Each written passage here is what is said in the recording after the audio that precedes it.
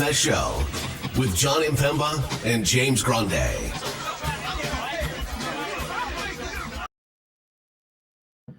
What is going on, FA Nation? John Impemba here with James Grande. Welcome into the Fantasy Alarm NBA DFS Playbook Preview Show. It is Emirates Cup quarterfinals day here. We got two games on the main slate. Well, two games on the main slate for Wednesday as well.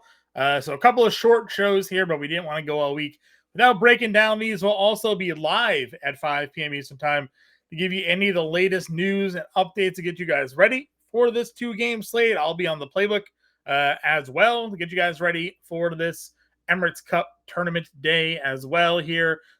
With these shorter shows, we go game by game, team by team. So we got Orlando versus Milwaukee. We have Dallas versus OKC here on this two-game. We're kicking off at 7 p.m. And then 9:30 p.m. is that second kickoff at the late night hammer there, Dallas OKC. James, how we feeling about the Emirates Cup overall? And how do we think about these two game slates we got coming up? I mean, I think the Emirates Cup has been fun. I hate the way that they break up the schedule because of it. I would say that's my one, I think that they need to come up with a better solution, right? Like, why are we dedicating Tuesdays and Fridays to only Cup? Why can't, if we're going to do an in-season tournament, why don't we just do it in like 2 weeks, right? Yep. If you're going to play a 3-game week, well, that's your 3-game Emirates Cup week, right? If you're going to have 4 games the next week, well, we do 2, and then because I think everyone has 4 games in their round robin, so we figure it out from there, right? I think there has to be better structure next year. I've liked it, I've enjoyed it. I think it's a fun idea, but I think it just needs to be honed in a little bit. It is still just like the second year that they've done it, so they're still ironing things out. But I think the structure needs to be a little better. I don't think Tuesdays and Fridays is the move. I think this should be, okay, let's just all gather for this month of November and do it throughout like that month or whatever the case is. So it's fun. It's another way to I don't think a lot of Hawks fans later in the year are going to be like, and maybe the Hawks make me eat my words, and maybe the Hawks will end up being like a top 4 team in the East. They've looked really good, but the Hawks are what they are. They're right above 500. They were on that win streak that was snapped the other day. This is a way for the Hawks to get into the discussion, right? We saw it with the Pacers last year, and then the Pacers, after making the Cup final, were in they facing Boston in the Eastern Conference Finals. So I'm not saying those two things correlate, but they had a taste of important basketball early on in the year, and it obviously translated and correlated into the postseason. So I am a Cup fan. I think just things need to be ironed out a little bit moving forward, but we should have a fun couple of nights of basketball, and then the Final Four when they're moving to Vegas should be really fun as well. Agreed. All right, so like I said, we go team by team, game by game here. We start off with the Orlando Magic in their matchup against Milwaukee. Orlando dealing it another tough blow. Losing Franz Wagner the other day, going to be out 4 weeks minimum there with his injury.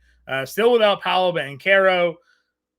We saw Jalen Suggs be the leading scorer in that game in which they actually pulled off the win against Phoenix. He played 31 minutes, ultimately fouled out, he didn't foul. He played 5 fouls in there, played the rest of that game in that one. 26 points, as I said, led the team there. Going to be a high usage rate guy, but we also saw them peel off and play Cole Anthony. Anthony Black got a lot of minutes. They went guard heavy in that matchup against Phoenix. Can you go guard heavy in a matchup against Milwaukee when they have Giannis and Brolo and Portis and that whole crew there in their backcourt rather? I mean, you can, I guess, to an extent, they're going to have to do whatever they can to just generate points because they're two best. Yeah, just and that's why we saw Cole Anthony extended, right? He is a bucket getter, so I expect that to happen. I mean, look, Jalen Suggs, you take Wagner and Paolo Banchero, who weirdly have the same injury, right obliques, which is bizarre that both of them have it. But Suggs is at a 29, almost a 29.5% usage, almost a 4% usage bump with both them off the floor. So he is going to be their table setter offensively. I really like it at 73. I think we're going to see a lot of double big with Goga Batadze, Wendell Carter, and Mo Wagner. Maybe some John Isaac if John Isaac can get on the floor, but that obviously throws a little bit of a wrench into our plans, I'd say, because then we've seen Isaac at times be extended. I don't know if they're going to extend him off the injury, but obviously have to love Goga Batadze. Probably he's going to be the higher owned of the bigs, right? Yeah. If you had to guess, because I think the way I'd rank them in terms of ownership, like just going into a slate, Goga, Wagner, Carter would probably be how I'd rank them. Yeah. Even though Carter is going to start, Goga's been the best, and Wagner has just been better than Carter. The only thing Carter has on Wagner is he's starting and that he's got better eligibility. He has the eligibility we wish we had on. Yeah. Where did the shot? I've said this now. Where did the shot attempts go for Wendell Carter? No idea. This guy averaged almost 10 shot attempts last year. He's down to 4 or 6.5, I think it is, something like that on the year. Like, I don't know what happened here. Was a much better player in years past. We got duped big time a few slates ago where I was like, this is going to be great. I think it was against the Knicks. Like, this is going to be a great spot for him. And, like, didn't shoot, didn't play. So, for good reasoning, you're going to save a couple $100 and you're going to get a guy who's playing fewer minutes, but at 2x the production, basically, because he gets on the floor and is just a maniac when he's out there. So, I'm with you there on a smaller slate. Now, I wish he was cheaper than 5K on a 2-game slate because we are going to be looking for some value. I think that's going to trend more people down to the KCP, Anthony Black, Cole Anthony. Yes. De Silva started, but he didn't play basically after halfway through the third. I don't think anybody really gets to De Silva here. I think it's just an easy plug to get Cole Anthony in your lineup. I mean, he's going to be the highest rostered player of the day. Probably the day, right? I mean, we were again asking what happened to him. Why was he pushed aside, and everything like that? The couple of times we see him now get extended, he's just been an absolute bucket in those 2 games. I mean, 27 minutes against Charlotte, 32 fantasy points in that one, 16 actual. Goes out here 29 minutes against Phoenix, 26 fantasy points, 14, 3, 2, 2, and 1. Whether he's auditioning for a trade or auditioning to play more minutes, Cole Anthony is that guy. Yeah, I mean, you just think about the way this team is constructed, right? Everything is funneled through 2 players offensively. And then there's like ancillary pieces that fit. But when those guys aren't there, Cole Anthony's probably their best shot creator. And to that extent, their best 2 shot creators might be on the 2 players coming off the bench in Mo Wagner and Cole Anthony. And you saw it. I don't think it's a coincidence that he played that many minutes. I don't think it's a coincidence that he took that many shots. And I don't think it's a coincidence when you take those players off the floor, John. 27, almost 27.5% usage rate, basically only trailing Jalen Suggs. Yeah. And he's averaging 1.2 fantasy points per minute. That's 0.2 higher than Jalen Suggs. Like, I'm not telling you not to play Jalen Suggs, obviously. Yeah. But, like... we are saying to play Cole Anthony, though. He's $3,100 cheaper than Suggs. Like, if you couldn't get to Suggs... And there's a lot to, like... I'm not thinking he's going to get blowout run, but if they can't score, they're going to Cole Anthony earlier in this game than they probably would in... His biggest issue is that he's a defensive liability, right? Yes. He's a smaller guard that is bad defense, that is like not good defensively. Yeah, he is. Yeah, for a lack of a better comparison, he's basically Peyton Pritchard, right? Like where, offensive guy, bad defensive point guard, but if you give him extra run, he can go out there and knock down, a bunch of shots for you. So Pritchard, the only thing I'd say different about that comparison is Anthony relies more on volume, where like Peyton Pritchard is like super efficient offensively. Cole Anthony is, since the end, like his college profile, he was like volume. Like he's only going to get there on volume. right? It's like Yeah, he's yeah. still this 40%. I sweated out many a 2.5 3-point prop days with It's Cole Anthony. So like, but ultimately, you're looking at a team. They have the worst implied total in the day, 214 implied points on the board. How do they get points? Their two best offensive players, I legitimately think in come this off the bench. game come off the bench. Yeah. And then like Jalen Suggs, Goga are probably to follow. But yeah, I mean, I think Cole Anthony is lock and load. And if we're gonna get Anthony Black extended, he's pretty close too. Yeah. 6'7" guard, Jalen Suggs, 6'7" guard. right? Yeah, I mean six plus Bigger, way size, right? bigger, 6'7" guard that like you're talking about size of Milwaukee, like probably someone that you can stick on Chris Middleton for an Sure. extended period of time. So yeah, I like the Magic value. And KCP will be the forgotten man of that equation. Yep. KCP kind of definitely gets hit with Cole Anthony. I mean, everybody gets hit with Cole Anthony on the floor if they play that way. Just a shot. They're gonna go there, but minutes. His minutes are more secure than the other two that we agreed, talked about. 100%. On the Milwaukee side here, I mean, it's your decision on the slate is like, do you play Giannis, Luka, or SGA? Right? Not bad. Not bad. Giannis comparably, he's 11-1. Luka's 11-3. SGA is 10K. So SGA getting the cheapest of the three pricing. I guess like the one downside is just the pace of play in this game is going to be fairly slower for Milwaukee. But they continue to lose bodies. So, not that Wagner was going to be the man on Giannis anyways. Like Wendell Carter is going to be defensively on him, which is fine. Like it's not like there's no really defensive matchup for Giannis. Right. He goes out matter. there and he does his thing. So it's just whether or not you want to play him in this game or you want to play SGA, who I think would probably be the other guy I'd want just for the salary savings in that matchup, at like $1,100 cheaper, right, for me. No knock on Luka, obviously, but I think he's been good. He's been really good. But if you get like a 40-minute SGA in this game, like you could pricing wise get the same kind of value, I think, out of him. So I mean, you're not wrong.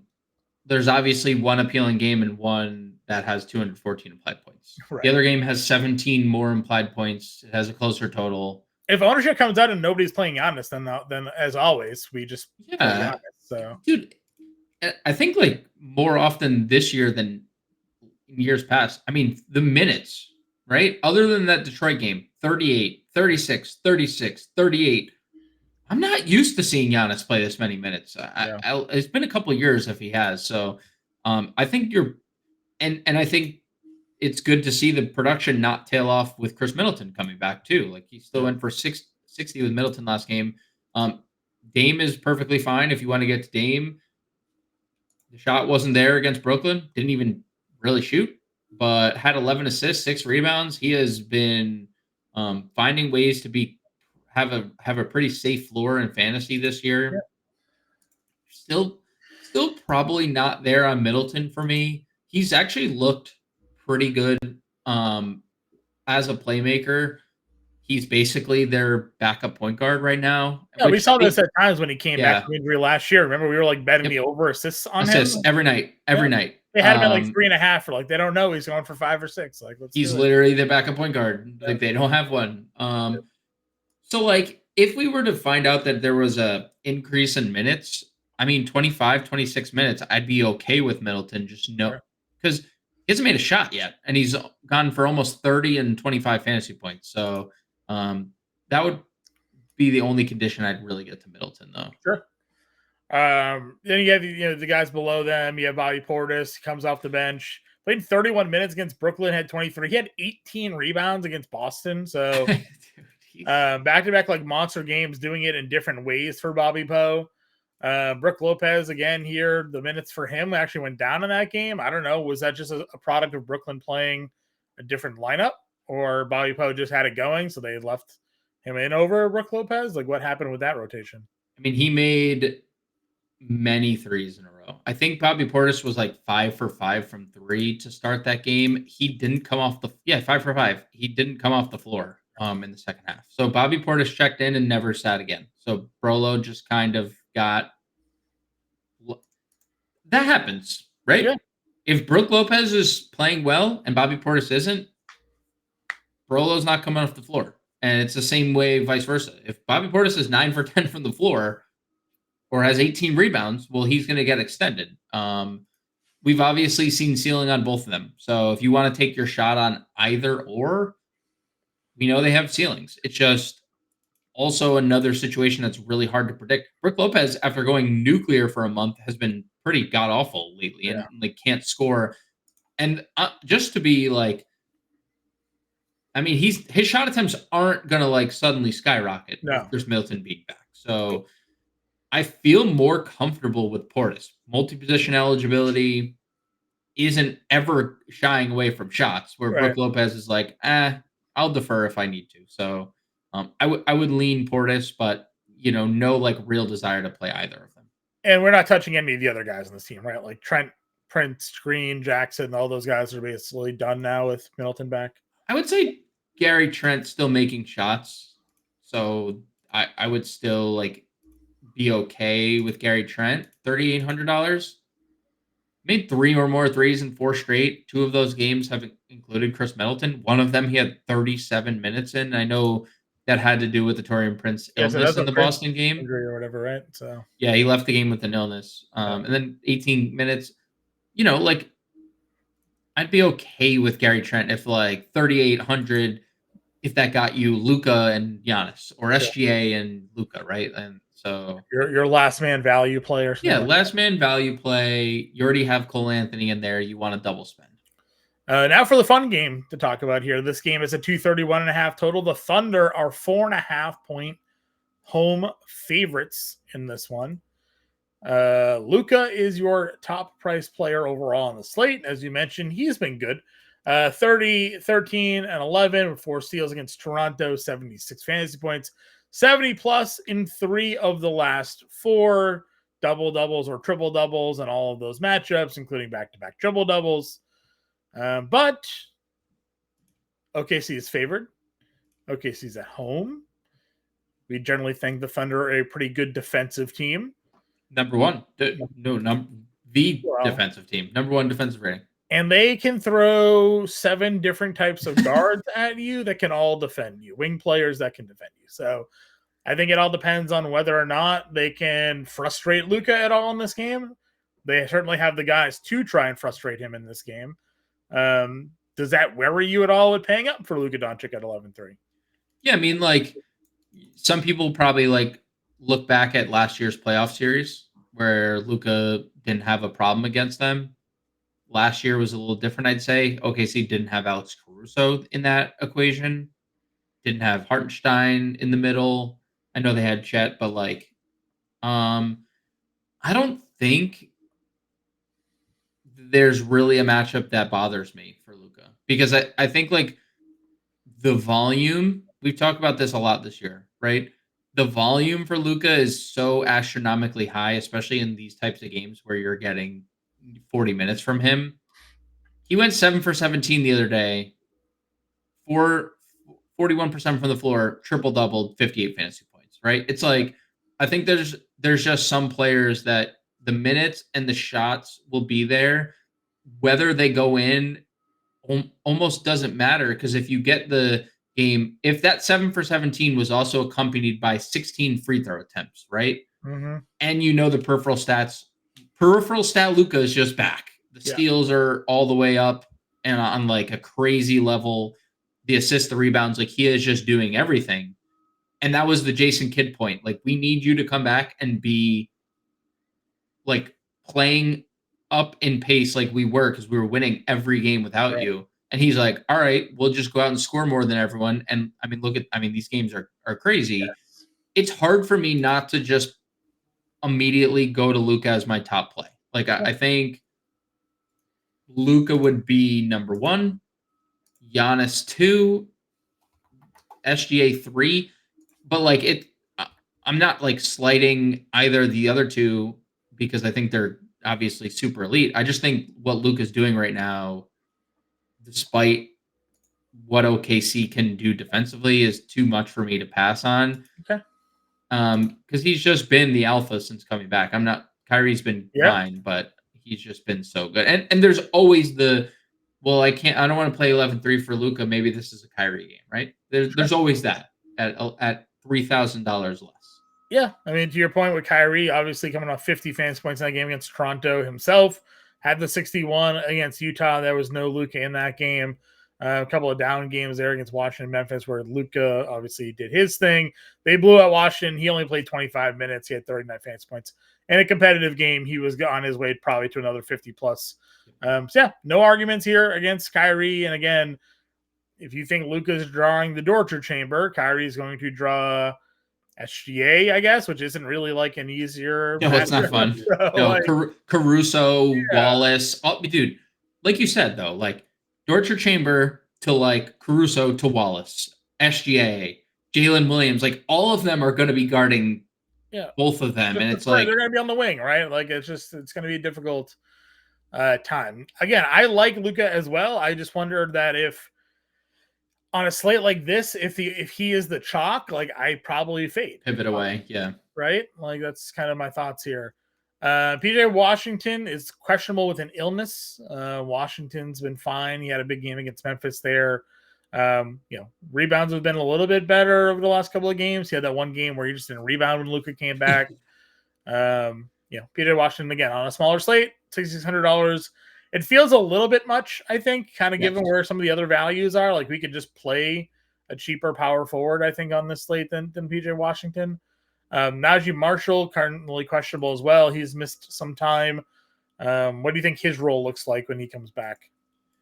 That's probably PJ dependent for me. I mean, what if PJ doesn't start? Because Clay's back, so like they don't really have the Najee starting spot anymore. Yeah, I mean, if PJ doesn't play, and Najee's active, are they starting Quentin Grimes or are they starting PJ Washington? Or Najee Marshall? They should start Najee the way he had played. Quentin Grimes had played really well too, right? I think it would probably be between them two. They probably start Najee, but we'd see. Dinwiddie closed last game, so either way. So you're still getting the 20 plus minutes here out of Dinwiddie. Dude, he closed. He played the final 12 minutes of that game. They played him the entire fourth quarter. Do you play Dinwiddie or do you play Cole Anthony? Cole Anthony. Okay. I mean, I think like there's a case for a strong case for Dinwiddie if PJ and Najee are out, because then you're basically without those two players. They're without Maxi Kleba as well, who's a wing for them that they do give minutes to. They're without Jaden Hardy, who is, potentially getting minutes. And Clay, although he finally had a good game, they are capping his minutes. And they said it. They're like 25 minutes is the cap right now. And unless that changes, if 25 minutes is the cap, then we probably see Dinwiddie close again. Or we probably see like a Dinwiddie extended again. So I'm good with like Dinwiddie in a lot of circumstances. I think like priorities for me on this team, Luka, Lively. If Lively's going to continue to be the guy like mostly getting extended, I would say Lively. You can definitely play Gafford in tournaments to be different. He's a great fantasy point per minute guy. And then probably if guys are out, Dinwiddie, guys are out, Quentin Grimes could be someone that potentially gets extended, but like a little uncomfortable with Grimes with Luka back because I think he looks scared of Luka when he plays with him. Yeah, I think another thing that may favor Giannis in the slate too is that there's a lot of value guards that you can play. There are a lot of value guards. That's right. OKC side, SGA is 10K. Again, he's going to play a whole lot of minutes. We've seen him have 50s and 60 fantasy point games here without Chet. 38 minutes, 38 fantasy points in 34 minutes against the Pelicans. Certainly a little bit disappointing, but like he didn't have any steals, kind of rare, right? Lows and rebounds and assists. He was 10 of 18 and 10 of 12 from the line. So the scoring was not the issue in that game. It was just a peripheral stat. So feel confident and comfortable. He went for 58 in that first game against Dallas this year. Again, Luka wasn't in that game, but still 38 minutes, just torched him up. So perfectly fine spending the 10K there if you want to. Jalen Williams at 87. feels like a good price tag. Feels like another popular play here, especially if you're not going the Giannis route. Yeah, and we had kind of like talked about the peripheral stats with him kind of like going away with Hartenstein, but they're ticking back up. It's a good spot. He's just a very good basketball player. So I have hard time like saying no to any of their top three. And that includes Hartenstein, who I think is once again in a great spot. He just continues to dominate on the glass, dominate. Hartenstein's a walking rebound, great passer. Any of the top three for OKCs are all league plays. Yeah, I agree. Hartenstein, $7,100. Again, just great price tag for him here against Dallas. It's more so the secondary pieces. Where would you go? Lou Dort, $4,400.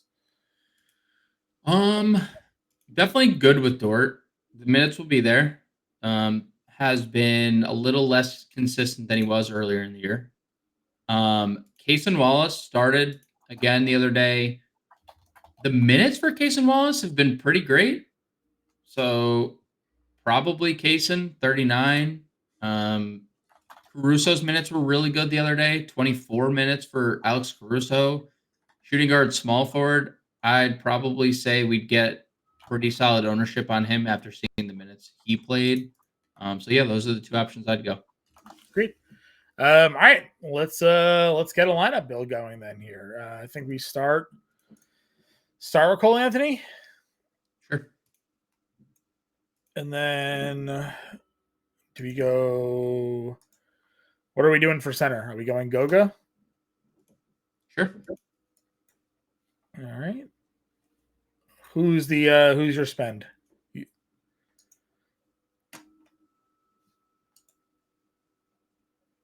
Who you got? Luka. Okay. Luka it is. Luka in the guard spot. Shooting guard?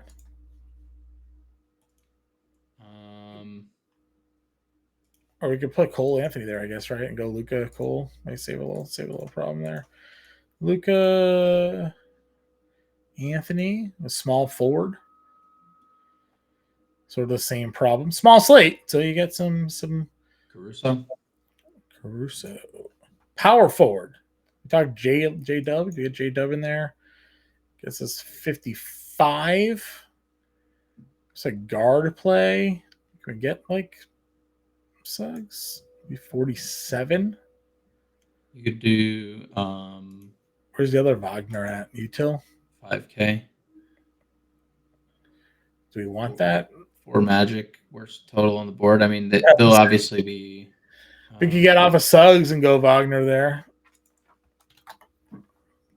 And then maybe a guard. I mean, if you want a cheap guard, it's probably more OKC value. It's probably Cason Wallace. So we can't really fit. Do you have a 3,400 forward? We don't really. Isaiah Joe. Barely playing.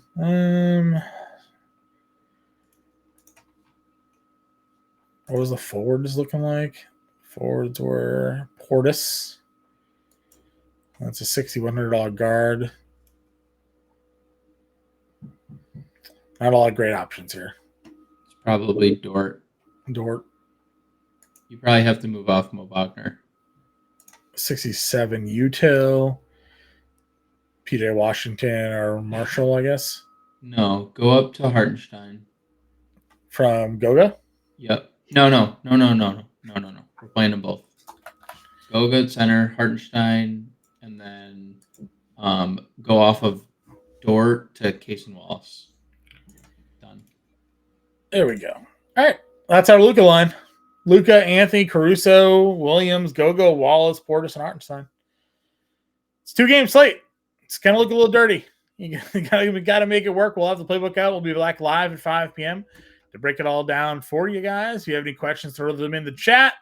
Let us know what you guys think of the Emirates Cup as well. If you like it, you don't like it, things you want to see changed or improved upon. Until then, everybody, we will catch you all later.